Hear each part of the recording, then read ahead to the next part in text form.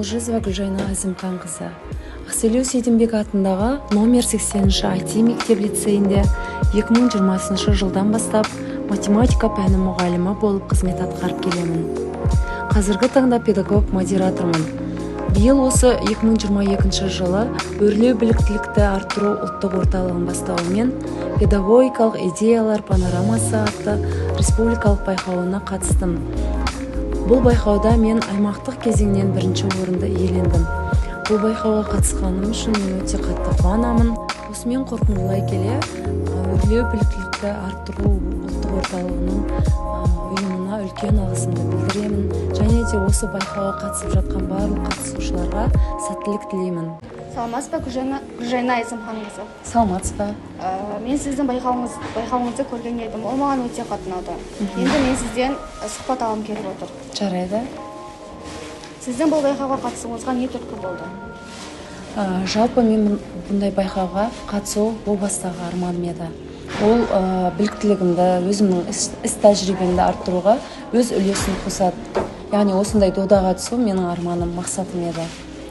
Сол мақсатыма жеттім деп ойлаймын. Бұл ой сізге қандай болды?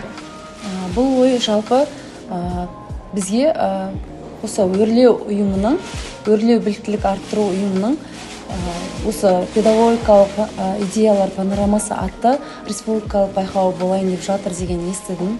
Содан сабақ түсіріп, сабағымды жүктедім. Байқауға қатысуға сыныбыңызды қалай таңдадыңыз?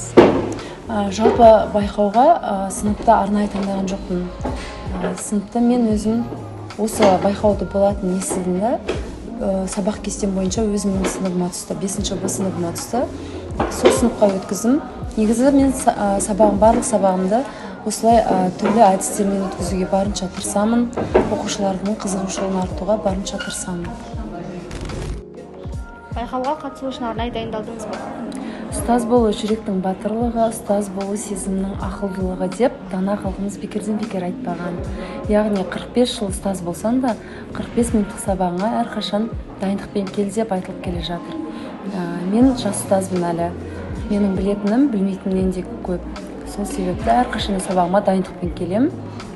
Бұл сабағымда дайындықпен өткізім. Математика сабағында қандай әдіс-тәсілдерді қолданасыз? Өз сабағымда мен әрқашанда барынша әдістерді қолдануға тырысамын, үлгергенімше. Көбінде мен сәйкестендіру тестін өткіземін.